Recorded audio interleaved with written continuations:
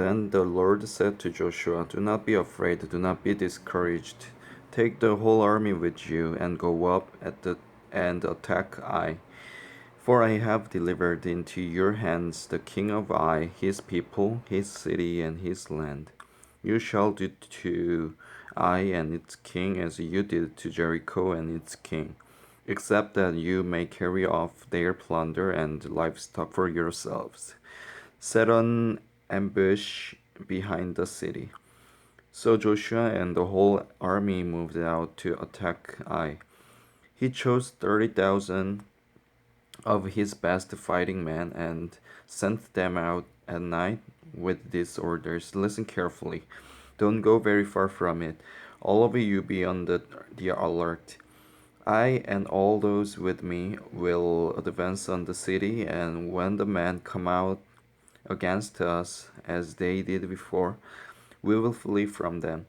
They will pursue us until we have lured them away from the city, for they will say, "They are running away from us as they did before." So when we flee from them, you are to rise up from ambush and take the city. The Lord your God will give it into your hand. When you have taken the city, set it on fire. Do what the Lord has commanded. See to it. You have my orders. Then Joshua sent them off, and they went to the place of ambush and lay in wait between Bethel and Ai, to the west of Ai. But Joshua spent that night with the people. Early the next morning, Joshua mustered his men, and he and the leaders of Israel marched before them to Ai. The entire force that was with him marched up and approached the city and arrived in front of it. They set up camp north of Ai, with the valley between them and the city. Joshua had taken about 5,000 men and set them in ambush between Bethel and Ai, to the west of the city. They had the soldiers take up their positions. All those in the camp to the north of the city, and the ambush to the west of it. That night Joshua went into the valley.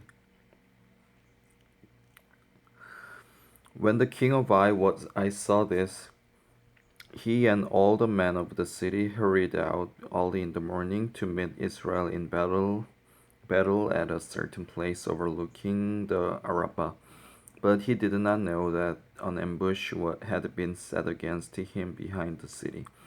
Joshua and all Israel let themselves be driven back before them, and they fled toward the desert. All the men of Ai were called to pursue them, and they pursued Joshua and were lured away from the city. Not a man remained in Ai or Bethel who did not go after Israel. They left the city open and went in pursuit of Israel. Then the Lord said to Joshua, "Hold out toward Ai the Zebulun that is in your hand, for into your hand I will deliver the city." So Joshua held out his javelin toward Ai. As soon as he did this, the men in the ambush rose quickly from their position and rushed forward. They entered the city and captured it and quickly set it on fire. The men of Ai looked back and saw the smoke of the city rising against the sky, but they had no chance to escape in any direction, for the Israelites, who had been fleeing toward the desert, had turned back against their pursuers. For when Joshua and all Israel saw that the ambush had taken the city and that smoke was going up from the city, they turned around and attacked the men of Ai. The men of the ambush also came out of the city against them, so that they were caught in the middle, with Israelites on both sides. Israel cut them down, leaving them neither survivors nor fugitives. But they took the king of Ai alive and brought him to Joshua. When Israel had finished killing all the men of Ai and in the fields and in the desert, where they had chased them, and when every one of them had been put to the sword, all the Israelites returned to Ai and killed those who were in it. 12,000 men and women fell that day. All the people of Ai. For Joshua did not draw back the hand that held out his javelin until he had destroyed all who lived in Ai. But Israel did carry off for themselves the livestock and plunder of the city, as the Lord had instructed Joshua. So Joshua burned Ai and made it a permanent heap of ruins, a desolate place to this day. He hung the king of Ai on a tree and left him there until evening. At sunset, Joshua ordered them to take his body from the tree and throw it down at the entrance of the city gate. And they raised a large pile of rocks over it, which remains to this day.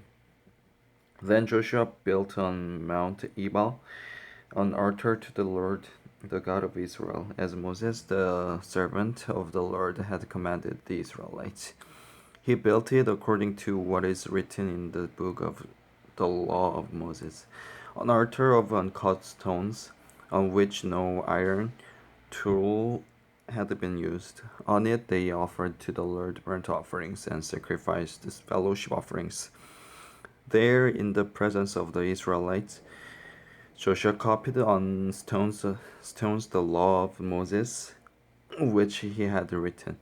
All Israel, aliens and citizens alike, with their elders, officers, and judges, were standing on both sides of the ark of the covenant of the Lord, facing those who carried it. The priests, who were Levites, half of the people who stood in front of Mount Gerizim, and half of them in front of Mount Ebal, as Moses, the servant of the Lord, had formally commanded when he gave instructions to bless the people of Israel. Afterward, Joshua read all the words of the law, the blessing and the curses, just as it is written in the book of the law. There was not a word of all that Moses had commanded that Joshua did not read to the whole assembly of Israel, including the women and children and the aliens who lived among them. Now, when all the kings west of the Jordan heard about these things, those in the hill country, in the western foothills, and along the entire coast of the Great Sea as far as Lebanon, the kings of Hittites, Amorites, Canaanites, Perizzites, Hivites, and Jebusites. They came together to make war against Joshua and Israel. However, when the people of Gibeon heard what Joshua had done to Jericho and Ai, they resorted to a ruse. They went as a delegation whose donkeys were loaded with worn-out sacks and old wineskins, cracked and mended. The men put worn and patched sandals on their feet and wore old clothes. All the bread of their food supply was dry and moldy. Then they went to Joshua in the camp at Gilgal and said to him and the men of Israel, "We have come from a distant country. Make a treaty with us." The men of Israel said to Hivites, "But perhaps you live near us. How then can we make a treaty with you?"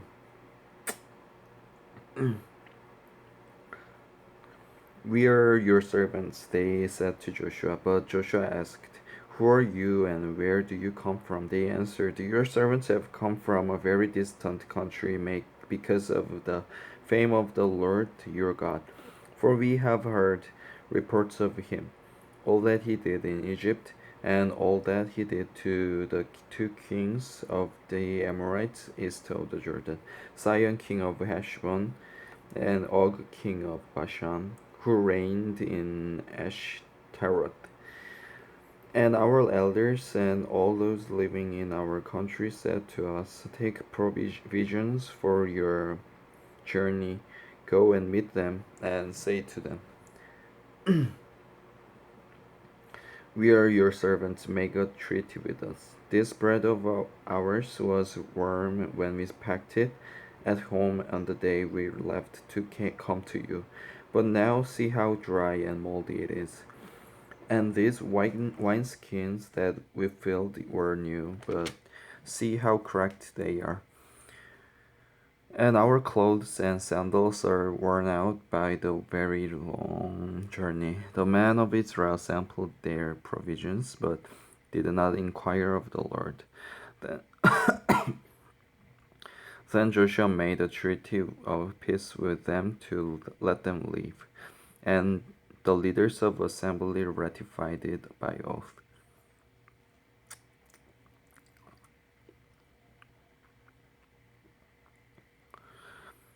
Three days after they made the treaty with the Gibeonites, the Israelites heard that they were neighbors living near them. So the Israelites set out and on the third day came to their cities Gibeon, Kephirah, Beeroth, and Kiriath Jearim. But the Israelites did not attack them because the leaders of the assembly had sworn an oath to them by the Lord, the God of Israel. The whole assembly grumbled against the leaders, but all the leaders answered, We have given them our oath by the Lord, the God of Israel, and we cannot touch them now. This is what we will do to them. We will let them live so that wrath will not fall on us for breaking the oath we swore to them. They continued, Let them live, but let them be woodcutters and water carriers for the entire community. So the leader's promise to them was kept.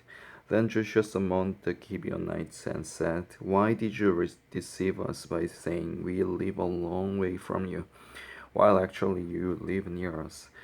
You are now under a curse. You will never cease to serve as woodcutters and water carriers for the house of my God.